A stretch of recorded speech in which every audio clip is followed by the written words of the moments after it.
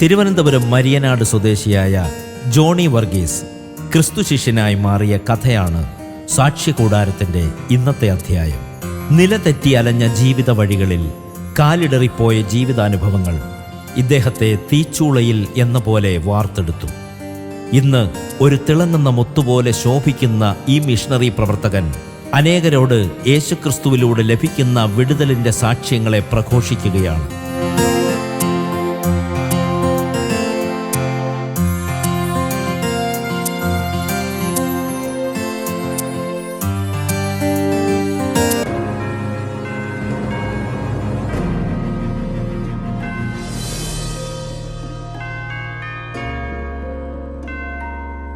ഞങ്ങൾ മാതാപിതാക്കൾക്ക് 6 മക്കളാണ്. 3 ആൺകുട്ടികളും 3 പെൺകുട്ടികളുമാകുന്നു. ആൺകുട്ടികളിൽ മൂത്തത് ഞാനാണ്. എൻ്റെ ജനനം തന്നെ മാതാപിതാക്കളുടെ പ്രാർത്ഥനയാലായിരുന്നു. അവർക്ക് ആദ്യത്തെ 2 പെൺകുഞ്ഞുങ്ങളായപ്പോൾ അവർ വളരെ ദൈവത്തോട് പ്രാർത്ഥിച്ചു, അവർക്കൊരു ആൺകുഞ്ഞിനെ വേണമെന്ന്. അവരുടെ ആഗ്രഹപ്രകാരം ദൈവം ഒരു ആൺകുഞ്ഞിനെ നൽകി.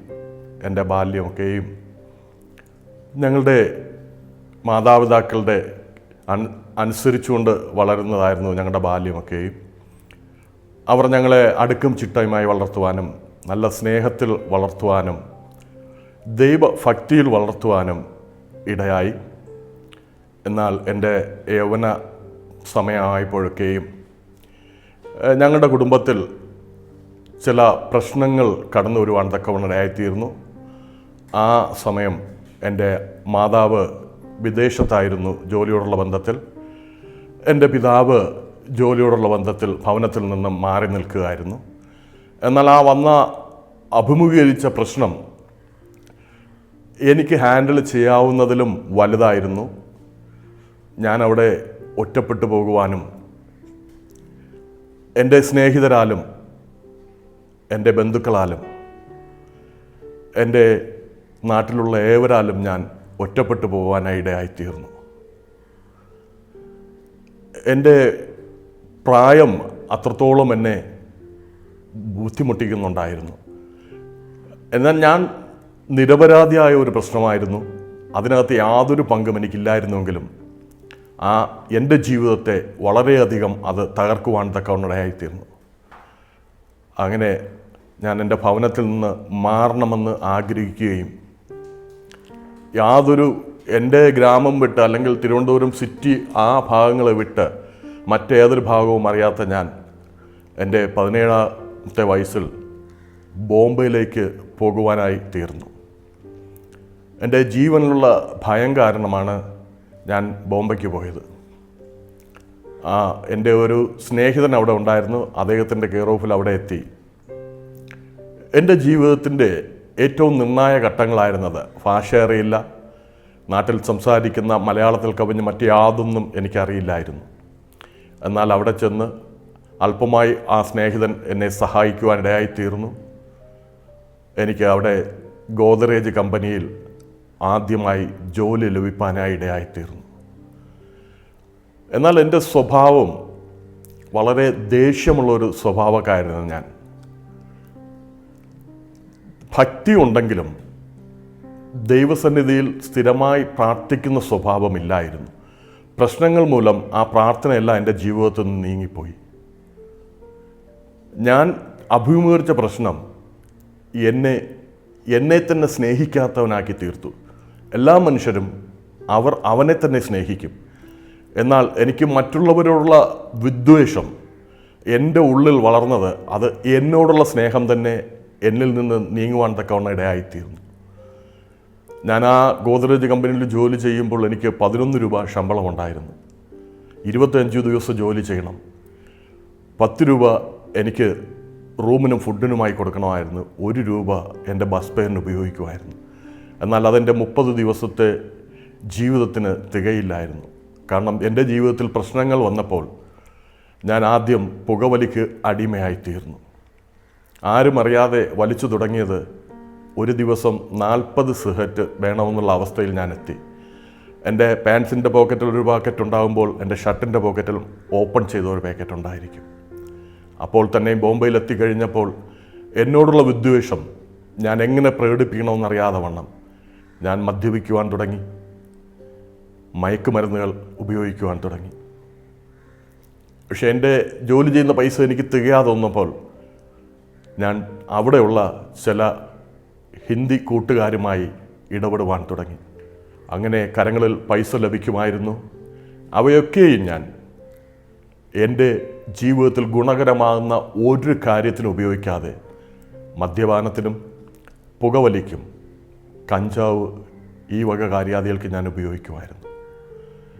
പലപ്പോഴും ജോലിക്ക് പോയിട്ട് വരുന്നത് നല്ല ലഹരി ഉപയോഗിച്ച് വന്ന് കിടക്കുന്ന അവസ്ഥയിലായിരുന്നു എൻ്റെ ജീവിതം. പക്ഷെ അപ്പോഴൊക്കെയും ഞാൻ എന്നോടുള്ള വെറുപ്പ് തന്നെയാണ് ഞാൻ പ്രകടിപ്പിച്ചുകൊണ്ടിരുന്നത്, മറ്റു മനുഷ്യരോടുള്ള വെറുപ്പല്ല. ഞാൻ ആരുമില്ല, ഏകനാണ്, ഞാൻ എന്തിനു വേണ്ടി എന്നുള്ള ഒരവസ്ഥയിൽ മുമ്പോട്ട് പോകുമായിരുന്നു. എന്നാൽ ഒരിക്കൽ പോലും ആത്മഹത്യ ചെയ്യണമെന്നുള്ള ഒരു ചിന്ത എൻ്റെ ജീവിതത്തിൽ ആ കാലത്ത് ഉണ്ടായിട്ടില്ലായിരുന്നു. അങ്ങനെയൊന്നും ചിന്തിക്കണമെന്നും ആഗ്രഹിച്ചിട്ടില്ലായിരുന്നു. ഞാൻ ഈ അവസ്ഥയിലൊക്കെയും മുൻപോട്ട് പോയി വർഷങ്ങൾ മുമ്പോട്ട് പോവുകയായിരുന്നു. യാദൃച്ഛികമായി സ്ഥിരമായി ബസ് സ്റ്റോപ്പിൽ 2 ഡയറക്ഷനിലേക്ക് പോകാൻ നിൽക്കുന്ന ഒരു വ്യക്തി, ഞാൻ വടക്കോട്ട് പോകുന്നെങ്കിൽ അദ്ദേഹം തെക്കോട്ട് പോകാൻ നിൽക്കുകയായിരുന്നു. അപ്പോൾ റോഡിൻ്റെ 2 കരയിലാണ് ഞങ്ങൾ നിൽക്കുന്നത് ബസ് സ്റ്റോപ്പിൽ. സ്ഥിരമായി കാണുമ്പോൾ അദ്ദേഹം ഒരു മലയാളി എന്ന് എനിക്ക് തോന്നി, അദ്ദേഹത്തിനും ഞാനൊരു മലയാളി എന്ന് തോന്നി. ഞങ്ങൾ കാണുമ്പോൾ ഒന്ന് ആ മുഖപരിചയം കൊണ്ട് ഒന്ന് ചിരിക്കുമായിരുന്നു. എന്നാൽ ഒരിക്കൽ പോലും ഞങ്ങൾ സംസാരിച്ചിട്ടില്ല. ദൈവത്തിൻ്റെ കരുതലെന്ന് ഞാൻ പറയട്ടെ, ഒരു ദിവസം ഞങ്ങൾക്ക് 2 പേർക്കും ബസ് കിട്ടിയില്ല യാത്ര ചെയ്യുവാൻ. വരുന്ന ബസ്സൊക്കെയും ആ സ്റ്റോപ്പിൽ നിർത്താതെ പോവുകയായിരുന്നു. ഞങ്ങളുടെ ജോലി സമയം കഴിഞ്ഞ് കുറച്ച് സമയം കൂടെ ഞങ്ങൾ നിന്നുവെങ്കിലും ഞങ്ങൾക്ക് 2 പേർക്കും ബസ് കിട്ടിയില്ല. അന്ന് ആദ്യമായി ആ മനുഷ്യൻ എൻ്റെ അരികിൽ വന്ന് എന്നെ ഒന്ന് പരിചയപ്പെടുവാനിടയായിത്തീർന്നു. പേര് ചോദിച്ചു, കാര്യാദികളൊക്കെയും സംസാരിച്ചു. അപ്പോൾ എന്നോട് പറഞ്ഞു, ഞങ്ങളുടെ വീട്ടിലോട്ട് വരാമോ എന്ന് ചോദിച്ചു. ഞാൻ പറഞ്ഞില്ല, ഒരിക്കലും ഞാൻ വരില്ല, എനിക്ക് അങ്ങനെ മറ്റുള്ളവരുടെ വീട്ടിൽ പോകുന്ന സ്വഭാവമില്ല എന്ന് പറഞ്ഞു. അപ്പോൾ അദ്ദേഹം എന്നോട് ചോദിച്ചു, നിങ്ങളുടെ ഹോബി എന്താണെന്ന് ചോദിച്ചു. ഞാൻ പറഞ്ഞു, ഒറ്റയ്ക്കിരിക്കുന്ന സമയത്ത് ക്യാരം ബോർഡ് കളിക്കാറുണ്ട്, ഒരെണ്ണം വാങ്ങി വെച്ചിട്ടുണ്ട് റൂമിൽ, സ്നേഹിതരൊക്കെ വരുമ്പോൾ അങ്ങനെയാണ് സമയം ചിലവഴിക്കുന്നതെന്ന് പറഞ്ഞു. എന്നാൽ ഞാൻ നിങ്ങളുടെ റൂമിൽ വരാമെന്ന് പറഞ്ഞു. അദ്ദേഹം അവരുടെ വീട്ടിൽ ചെന്ന് തൻ്റെ ബാഗൊക്കെയും വെച്ചുകൊണ്ട് തിരിച്ച് എന്നോടൊപ്പം എൻ്റെ റൂമിൽ വന്ന് ഞങ്ങൾ കുറച്ചു നേരം ഇരുന്ന് കളിച്ച് അന്യോന്യം കൂടുതൽ പരിചയപ്പെടുവാനൊക്കെ ഇടയായിത്തീർന്നു.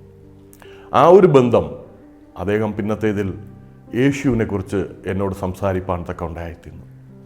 ഞാൻ പറഞ്ഞു, ഞാനൊരു ക്രിസ്ത്യാനിയല്ലേ, എനിക്ക് യേശുവിനെ അറിയാം.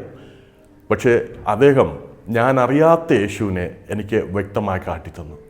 എനിക്കറിയാവുന്ന യേശു ക്രൂശിൽ കിടക്കുന്ന യേശുവിനെയാണ്. 5 തിരുമുറുള്ള സുന്ദര രൂപനായ ഒരു യേശുവിനെ എനിക്ക് അറിയാം. എന്നാൽ മനുഷ്യൻ കണ്ടാൽ മനുഷ്യനല്ല എന്ന് തോന്നുമാറ് എൻ്റെ പാപങ്ങൾക്ക് വേണ്ടി ക്രൂശിതനായ ക്രിസ്തുവിനെ സത്യവേദ പുസ്തകത്തിലൂടെ അദ്ദേഹം എനിക്ക് മനസ്സിലാക്കി തരുവാൻ തക്കവണ്ണരായിത്തീർന്നു. അതൊക്കെയും എൻ്റെ ജീവിതത്തിൽ വളരെ എന്നെ ചിന്തിപ്പാൻ തക്കവണ്ണ ഇടയായിത്തീർന്നു. എന്നാൽ ഈ സ്നേഹിതനെ പരിചയപ്പെടുന്നതിന് മുൻപ് എൻ്റെ ജീവിതത്തിൽ അത് പിന്നെയാണ് എനിക്ക് മനസ്സിലായത്, ദൈവമായിട്ട് ഒരു കാര്യം എന്നെ മനസ്സിലാക്കി തന്നു എന്ന്. ഈ സ്നേഹിതനെ പരിചയപ്പെടുന്നതിന് ഏതാണ്ട് 1 ആഴ്ചകൾക്ക് മുമ്പ് ഞങ്ങൾ യാത്ര കഴിഞ്ഞ് ബസ്സിൽ വരുമ്പോൾ ഞങ്ങൾ 4 പേര് ഒരുമിച്ചാണ് യാത്ര ചെയ്തുകൊണ്ടിരുന്നത്. അതിൽ അപ്രതീക്ഷിതമായി എൻ്റെ ഒരു സ്നേഹിതനെ ബസ്സിനകത്ത് വച്ച് ആ ഗ്രാമത്തിലുള്ള മറാഠിക്കാരൊക്കെയും ചേർന്ന് ഉപദ്രവിക്കുകയുണ്ടായി. പെട്ടെന്ന് പിൻപിലിരുന്ന് ഞാൻ അതെന്ത് പറ്റിയെന്ന് ഹിന്ദിയിൽ വിളിച്ചു ചോദിച്ചപ്പോൾ പെട്ടെന്ന് എന്നെ വലിയൊരു കൂട്ടം ജനം വളഞ്ഞു അടിക്കുവാനായി. കാര്യം എന്താണെന്ന് എനിക്കറിയില്ല. എൻ്റെ അരികിലിരുന്ന പ്രായമുള്ള നല്ല ഒരു പിതാവ് പെട്ടെന്ന് പറഞ്ഞു, ഇവൻ അവരുടെ കൂട്ടത്തിലുള്ള മനുഷ്യനല്ല, അവിടെ എന്ത് നടക്കുന്നു എന്ന് ചോദിച്ചു എന്ന് മാത്രമേ ഉള്ളൂ എന്ന് എന്നോട് പറഞ്ഞു. അദ്ദേഹം എന്നോട് പറഞ്ഞു, മോനെ നീ സംസാരിക്കരുതേ, സംസാരിച്ചാൽ നിന്നെ അവരടിക്കും. ഈ ബസ് ഞങ്ങളുടെ ഗ്രാമത്തിലുള്ളതാണ്, ഞങ്ങളുടെ ഗ്രാമത്തിൽ ചെന്ന് കഴിഞ്ഞാൽ പിന്നെ നിങ്ങൾക്ക് തിരിച്ചു വരുവാൻ കഴിയുകയില്ല എന്ന് പറഞ്ഞു. എനിക്കറിയാം ആ ബസ് പോകുന്ന ബേലാപ്പൂർ എന്ന ഗ്രാമത്തിലേക്കാണ്. ആ എൻഡ് കഴിഞ്ഞാൽ മുമ്പോട്ട് ബസ്സില്ല എന്നൊക്കെ എനിക്കറിയാം. എന്നാൽ കർത്താവിൻ്റെ ഒരു കരുണ, അതിൻ്റെ കണ്ടക്ടർ പരിചയമുള്ള വ്യക്തിയായത് കാരണം ഞങ്ങളുടെ ബസ് സ്റ്റോപ്പ് എത്തിയപ്പോൾ എന്നോടൊന്ന് വേഗത്തിൽ പറഞ്ഞ്, നീ പെട്ടെന്ന് ഇറങ്ങിക്കൊള്ളണം, ബസ് ഇവിടെ നിർത്തുമെന്ന് പറഞ്ഞു. അദ്ദേഹം എന്തൊക്കെയോ ബെല്ലിലൂടെ ഡ്രൈവർക്ക് മനസ്സിലാക്കി കൊടുത്തു. അപ്രതീക്ഷിതമായ ബസ് നിന്നു. ഞാൻ താഴെ ഇറങ്ങുവാനായി സ്റ്റെപ്പിനടുത്ത് ചെന്നപ്പോൾ ഒരു പെൺകുട്ടി എന്നെ ചൂണ്ടിയേച്ച് പറഞ്ഞു, ഇവനാണ് എൻ്റെ അമ്മയ്ക്ക് ചീത്ത പറഞ്ഞതെന്ന് പറഞ്ഞു. ഞാൻ ഒരിക്കലും ചീത്ത പറഞ്ഞില്ല. ഞാൻ ഈ പെൺകുട്ടിയെ തിരിഞ്ഞു നോക്കി. ആ കുട്ടിയെ നോക്കുന്ന സമയത്ത് തന്നെ അവിടെ നിന്ന ഒരു മനുഷ്യൻ എൻ്റെ ചെവുക്കുറ്റിക്ക് വലിയ ശക്തമായി എന്നെ അടിക്കുവാൻ തക്ക ഉണ്ടായിത്തീർന്നു. ഞാൻ ആ അടി കൊണ്ടുകൊണ്ട് ആ സ്റ്റെപ്പിൽ ഒന്നും ചവിട്ടാതെ താഴെ വന്ന് നിൽക്കുവാനിടയായിത്തീർന്നു. എങ്കിലും എന്നിലെ ഞാനെന്ന ഭാവം അപ്പോൾ ഉണർന്ന് എനിക്കും തിരികെ തല്ലാനറിയാം. എന്നോടൊപ്പം ഹിന്ദി കൂട്ടുകാരൊക്കെയുമുണ്ട്. ഞാൻ ആദ്യം പറഞ്ഞ വാക്കിൽ അതുണ്ടായിരുന്നു. ഞങ്ങൾക്ക് ലഭിക്കുന്ന പൈസ ഞാൻ ഇങ്ങനെയുള്ള അവരോട് ചേർന്ന് പലരെയും തല്ലുവാനും മറ്റു പല കാര്യാദികൾക്ക് ഞാൻ പോയിട്ടുണ്ട്. ഞാൻ ഈ മനുഷ്യരെയൊക്കെയും ഒന്ന് നോക്കി ഇവരുടെ മുഖം എൻ്റെ ഹൃദയത്തിൽ ഞാനൊന്ന് പതിപ്പിച്ചെടുക്കുകയായിരുന്നു. മറ്റൊന്നും കൊണ്ടല്ല, ഇവരെ തിരികെ അടിക്കണം. എനിക്കൊന്ന് കിട്ടിയെങ്കിൽ എൻ്റെ കൂട്ടുകാരുമായി ചേർന്ന് ഞാൻ താമസിക്കുന്ന ഗ്രാമത്തിലൂടെ ഇവർക്ക് യാത്ര ചെയ്യുവാൻ കഴിയത്തുള്ളൂ. ഇവരെ തിരികെ അടിക്കണമെന്നുള്ള വലിയ വാഞ്ച എൻ്റെ ഹൃദയത്തിലുണ്ടായി. അത്രമേൽ വാശ എന്നിലുണ്ടായി. അന്ന് ഞാൻ പോയി നല്ലതുപോലെ മദ്യപിച്ചു. എൻ്റെ റൂമിൽ ഞാൻ വിശ്രമിച്ചു. ആ രാത്രിയിൽ എൻ്റെ ഹൃദയത്തിൽ ഒരു ചിന്ത വന്നു. ഒരു തെറ്റും ചെയ്യാതിരുന്ന എന്നെ കുറച്ച് പേർ കൂടി നിന്ന് അടിച്ചപ്പോൾ എനിക്ക് യാതൊന്നും ചെയ്യുവാൻ കഴിഞ്ഞില്ല. ഒരു മറുപടി അവരോട് പറയുവാൻ കഴിഞ്ഞില്ല. ഞാൻ ചീത്ത പറഞ്ഞില്ല എന്ന് എനിക്ക് അവരോട് പറയുവാൻ കഴിഞ്ഞില്ല. അത് എന്നെ വല്ലാതെ ചിന്തിപ്പാൻ തക്കവണ്ണായിത്തീർന്നു. ഞാനും അങ്ങനെയല്ലേ ചിലരെ തല്ലുവാനായി ആ ഹിന്ദി കൂട്ടുകാരോടൊപ്പം പോകുമ്പോൾ അവരെന്ത് തെറ്റ് ചെയ്തുവെന്ന് എനിക്കറിയില്ല. കൂടെ വരുന്ന സ്നേഹിതർ പറയും നമുക്ക് ഇയാളെ അടിക്കണം എന്ന് പറയും. അതിനുള്ള പൈസ അവർ വാങ്ങിയിട്ടുണ്ടായിരിക്കും.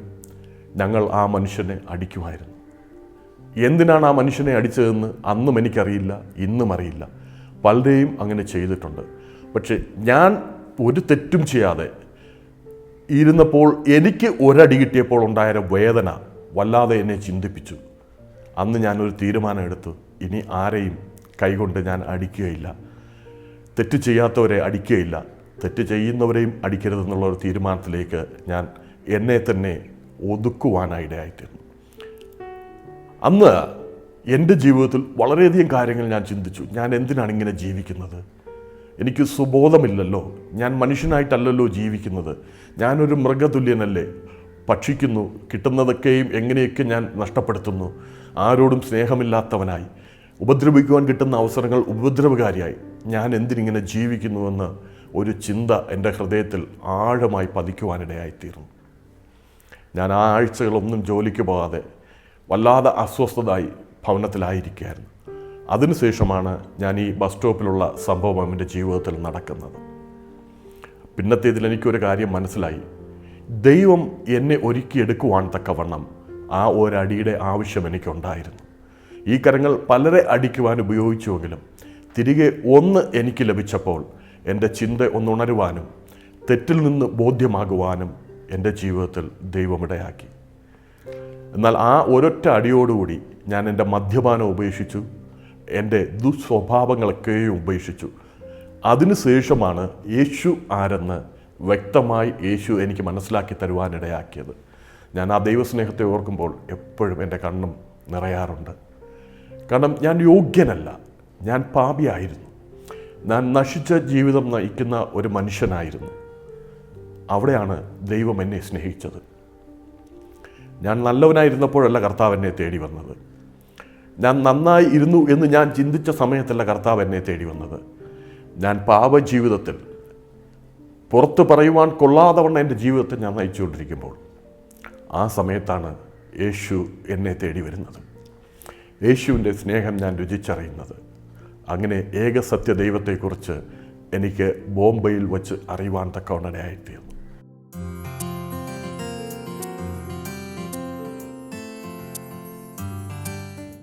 ജോണി വർഗീസിൻ്റെ ആത്മകഥാംശങ്ങളിലൂടെ സഞ്ചരിക്കുമ്പോൾ ലക്ഷ്യമില്ലാതെ അലഞ്ഞ അവസ്ഥാന്തരങ്ങളിൽ മാറ്റത്തിൻ്റെ ദൂതായി സുവിശേഷം ജ്വലിച്ചു.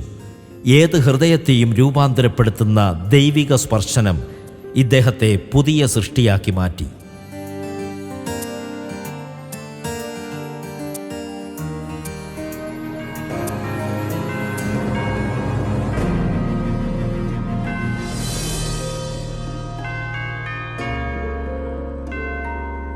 ഞാൻ അവ വിലയിരുത്തുമ്പോൾ ഒരു കാര്യം കൂടെ ദൈവം എനിക്ക് ബോധ്യമാക്കി തന്നു.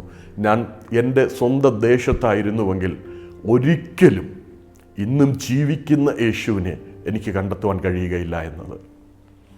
എന്നാൽ കർത്താവ് എൻ്റെ ജീവിതത്തിൽ കഷ്ടത വരുത്തിയത് എൻ്റെ ജീവിതത്തിൽ ഏറ്റവും അനുഗ്രഹമായതെന്ന് എനിക്ക് പറയുവാൻ തക്കവണ്ണമായിത്തീരുന്നു. ആ കഷ്ടതയാണ് യേശുവിലേക്ക് എന്നെ തിരിയുവാൻ ഇടയാക്കി തീർത്തത്. യേശു ആരെന്ന് എനിക്ക് മനസ്സിലാക്കി തരുവാൻ ഇടയാക്കിയത്. യേശുവാകുന്നു ഏകസത്യ ദൈവമെന്നും യേശുവിലൂടെ അല്ലാതെ ആർക്കും പിതാവിൻ്റെ അരികിൽ എത്തുവാൻ കഴിയുകയില്ല എന്നും എന്നെ മനസ്സിലാക്കിച്ച് തരുവാൻ എൻ്റെ ജീവിതത്തിൽ അനേക പ്രശ്നങ്ങൾ ദൈവം കടത്തിവിടുവാൻ തക്കവണ്ണം ഇടയായിത്തീർന്നു. എന്നാൽ 1990 കർത്താവിനെ സ്വന്തം രക്ഷിതാവെ സ്വീകരിക്കുവാനും യേശുവെ ഇനി എന്നും നിൻ്റെ മകനായി ഞാൻ ജീവിച്ചുകൊള്ളാമെന്ന് ഉറപ്പുള്ള ഒരു തീരുമാനമെടുത്തുകൊണ്ട് അപ്പാ എന്ന് വിളിച്ചുകൊണ്ട് യേശുവിൻ്റെ കരം പിടിച്ച് നടക്കുവാൻ ദൈവം എൻ്റെ ജീവിതത്തിൽ സഹായിച്ചു. അതിനുശേഷമാകുന്നു എൻ്റെ ജീവിതത്തിൽ ഞാൻ മനുഷ്യനായി ജീവിക്കുവാൻ ആഗ്രഹിച്ചത്. അതിനുശേഷമാകുന്നു ഞാൻ എൻ്റെ മാതാപിതാക്കളെയും സഹോദരങ്ങളെയും കാണണമെന്ന് ആഗ്രഹിച്ചത്. 6-7 വർഷക്കാലം നാടുമായി യാതൊരു ബന്ധവുമില്ല. എൻ്റെ ഉറ്റവരും ഉടയവരുമായി എനിക്ക് യാതൊരു ബന്ധവുമില്ല. ആരോടും സ്നേഹമില്ല.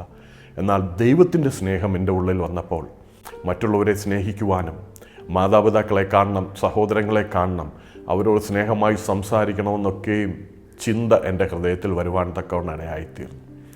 അങ്ങനെ ഞാൻ എൻ്റെ ഭവനത്തിൽ കടന്നു വന്ന് മാതാപിതാക്കളെയും സഹോദരങ്ങളെയും ഒന്ന് കണ്ടുകൊണ്ട് പിന്നെയും മടങ്ങി ബോംബെയിലേക്ക് പോകുവാൻ തക്കവണ്ണം ഇടയായിത്തീർന്നു.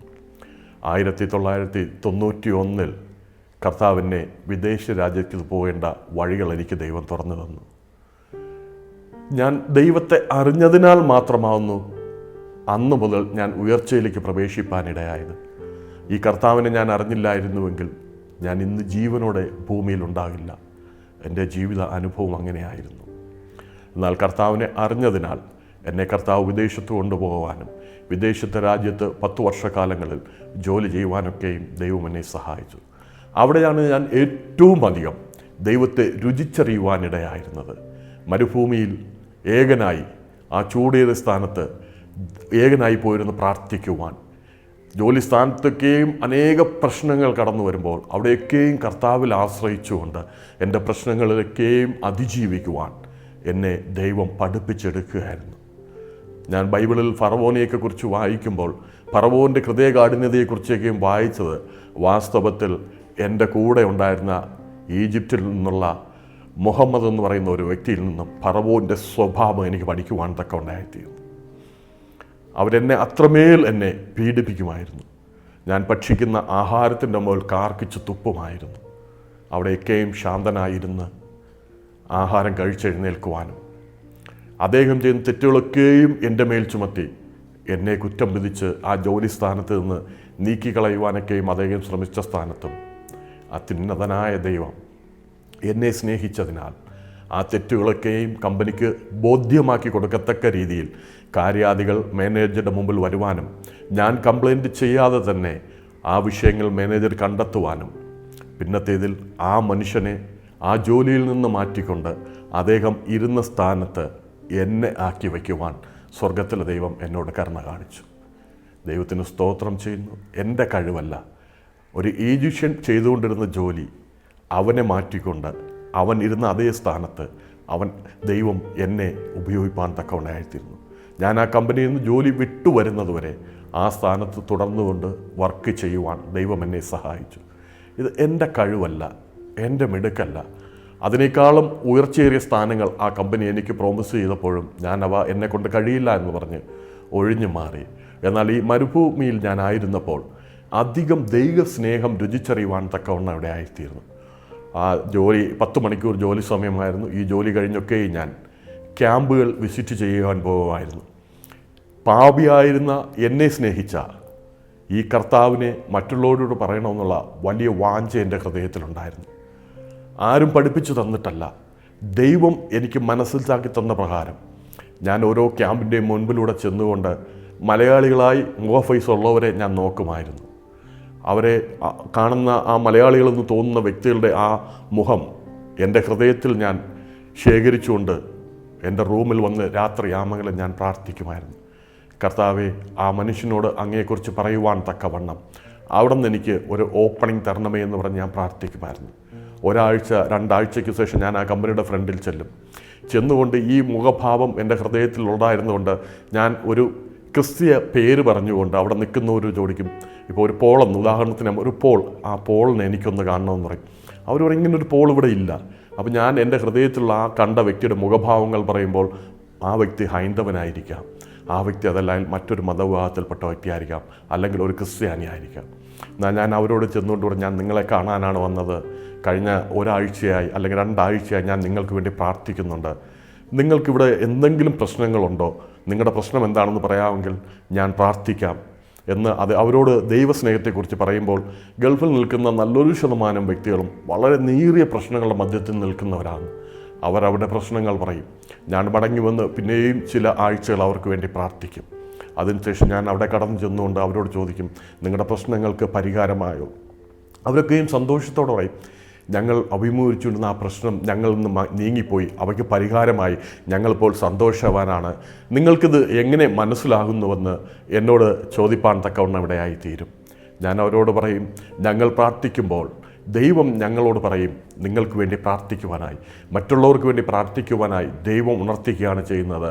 നിങ്ങൾക്ക് പ്രാർത്ഥനാ വിഷയമുണ്ടെങ്കിൽ തുറന്ന് പറയുക, അതല്ല എന്നോട് കൂടെ ചേർന്ന് നിങ്ങളും വരുമെങ്കിൽ നമുക്കിതുപോലെ മറ്റുള്ളവർക്ക് വേണ്ടി പ്രാർത്ഥിക്കാമെന്ന് പറയും. അങ്ങനെ ചില ചെറുപ്പക്കാരൊക്കെയും എന്നോടുകൂടെ ചേരുവാൻ തക്കവണ്ണയായിത്തീർന്നു. ആ ചെറുപ്പക്കാരോട് ചേർന്ന് പ്രാർത്ഥിച്ച് അവരെയും ക്രിസ്തുവിനെ അവർക്ക് വേണ്ടി കാട്ടിക്കൊടുക്കുവാൻ തക്കവണ്ണം ദൈവം ഇടയാക്കുകയാണ് ചെയ്തത്. എൻ്റെ ജീവിതത്തിൽ ഞാൻ ക്രിസ്തുവിനെ അറിഞ്ഞതുമൂലം ഞാൻ അനുഗ്രഹിക്കപ്പെട്ടവനായിത്തീർന്നു. ഞാൻ ക്രിസ്തുവിനെ അറിഞ്ഞതുമൂലം എനിക്ക് ക്രിസ്തുവിനെ അറിഞ്ഞ ഒരു പെൺകുട്ടിയെ വിവാഹം കഴിക്കുവാൻ ദൈവം സഹായിച്ചു. ഇന്ന് ഞങ്ങൾ കുടുംബമായി തിരുവനന്തപുരത്ത് തുമ്പ എന്ന പ്രദേശത്ത് താമസിക്കുകയായിരുന്നു. ദൈവം 2 ആൺകുഞ്ഞുങ്ങളെ എനിക്ക് ദാനമായി നൽകി. അവർ 2 പേരും ദൈവം അവരെ ദൈവിക വേലയ്ക്ക് വേണ്ടി വിളിച്ച് ഉപയോഗിക്കുന്നത് മൂലം ദൈവിക പഠനത്തോടുള്ള ബന്ധത്തിലും ദൈവിക വേലയോടുള്ള ബന്ധത്തിലും ആയിരിക്കുവാൻ ദൈവം സഹായിച്ചു. ഇന്ന് ഈ ക്രിസ്തുവിനെ അറിഞ്ഞതുമൂലം സമാധാനമുള്ള ഒരു കുടുംബജീവിതം നയിക്കുവാൻ, സന്തോഷകരമായി ഞങ്ങൾക്ക് കുടുംബമായി മുൻപോട്ട് പോകാൻ സ്വർഗത്തിലെ ദൈവം ഞങ്ങളുടെ ജീവിതത്തിൽ ഇടയാക്കുകയാണ് ചെയ്തത്. ക്രിസ്തുവിനെ അറിയാത്ത അനേകർ ക്രിസ്തുവിനെ അറിയുമ്പോൾ ഉണ്ടാകുന്ന ഒരു സമാധാനം അത് പറഞ്ഞ് അറിയിക്കുവാൻ കഴിയില്ല. ദൈവത്തിൻ്റെ സ്നേഹം എന്തെന്ന് ഒരിക്കൽ കൂടെ ഒന്ന് ചിന്തിക്കുമ്പോൾ മനുഷ്യൻ്റെ സ്നേഹം സ്വാർത്ഥതയുള്ളതും ദൈവത്തിൻ്റെ സ്നേഹം സ്വാർത്ഥതയില്ലാത്തതുമാകുന്നു. ദൈവം എന്നെ സഹായിക്കുവാൻ, എന്നെ അനുഗ്രഹിക്കുവാൻ ഓരോ സെക്കൻഡും എന്നോടുകൂടെ ഉണ്ട്. എൻ്റെ ബലഹീനതകൾ വരുമ്പോൾ അതെന്നെ ഉണർത്തിച്ചു തന്നുകൊണ്ട് നേരായ പാതയിൽ എന്നെ നടത്തുവാൻ ദൈവത്തിൻ്റെ പരിശുദ്ധ ആത്മാവിനെ എൻ്റെ മേൽ പകർന്നു നൽകി. അങ്ങനെ അനുഗ്രഹീതമാകുന്ന കുടുംബജീവിതം ഞങ്ങൾ നയിച്ച് മുൻപോട്ട് പോകുന്നുണ്ട്. അപ്പോൾ തന്നെ മറ്റുള്ളവർക്ക് വേണ്ടി പ്രാർത്ഥിക്കുവാൻ ദൈവത്തിൻ്റെ പരിശുദ്ധാത്മാവ് ഞങ്ങളെ ഉപയോഗിച്ചുകൊണ്ടിരിക്കുന്നു. ഇത്രമേൽ ദൈവം ഞങ്ങളെ സ്നേഹിക്കുന്നു. ക്രിസ്തു പിതാവിൻ്റെ അടുക്കലെത്തുവാനുള്ള ഏക മാർഗമെന്ന് സത്യവേദ പുസ്തകത്തിലൂടെ മനസ്സിലാക്കി തന്ന കർത്താവിനെ എത്ര നന്ദി പറഞ്ഞാലും അതില്ല. ക്രിസ്തുവിലൂടെ അല്ലാതെ ആർക്കും പിതാവിൻ്റെ അരികിലെത്തുവാൻ കഴിയുകയില്ല എന്ന് സത്യവേദ പുസ്തകം അക്ഷരാർത്ഥമായി നമ്മെ പഠിപ്പിക്കുകയാണ് ചെയ്യുന്നത്. എന്നെ ശ്രവിക്കുന്ന പ്രിയ ശ്രോതാക്കളെ, ഒരു വാക്കിൽ ഞാൻ പറയുന്നു, നിങ്ങൾ ആരെങ്കിലും ദൈവരാജ്യത്തിൽ പോകുവാൻ ആഗ്രഹിക്കുന്നുവെങ്കിൽ ഏക മാർഗം ക്രിസ്തുവാകുന്നു. ക്രിസ്തുവിലൂടെ അല്ലാതെ ആർക്കും പിതാവിൻ്റെ അടുക്കൽ അല്ലെങ്കിൽ സ്വർഗത്തിൽ പ്രവേശിക്കുവാൻ കഴിയുകയില്ല. നിങ്ങൾ ക്രിസ്തുവിൻ്റെ പാത പിൻപറ്റുന്നുവെങ്കിൽ പ്രത്യാശയോടായിരിക്കും നമുക്ക് ഒരുമിച്ച് ദൈവരാജ്യത്തിൽ കാണുവാൻ തക്കവണ്ണം ഇടയായിത്തീരും. ദൈവം അനുവദിക്കുന്നുവെങ്കിൽ ഭൂമിയിൽ നമുക്ക് കാണുവാൻ തക്കവണ്ണം ഇടയായിത്തീരും. അങ്ങനെ അനുഗ്രഹീതമാകുന്ന ഒരു കുടുംബജീവിതം ഞങ്ങൾ മുൻപോട്ട് നടത്തുന്നു. സ്വർഗത്തിലെ ദൈവം ഇങ്ങനെ ഒരു അവസരം സാക്ഷ്യകൂടാരത്തിലൂടെ നൽകി തന്നതിന് സാക്ഷ്യകൂടാരം ടീമിനോടുള്ള നന്ദിയെയും ഇത്തരണത്തിൽ അറിയിക്കുന്നു. ദൈവം എല്ലാവരെയും സമൃദ്ധിയായി അനുഗ്രഹിക്കട്ടെ.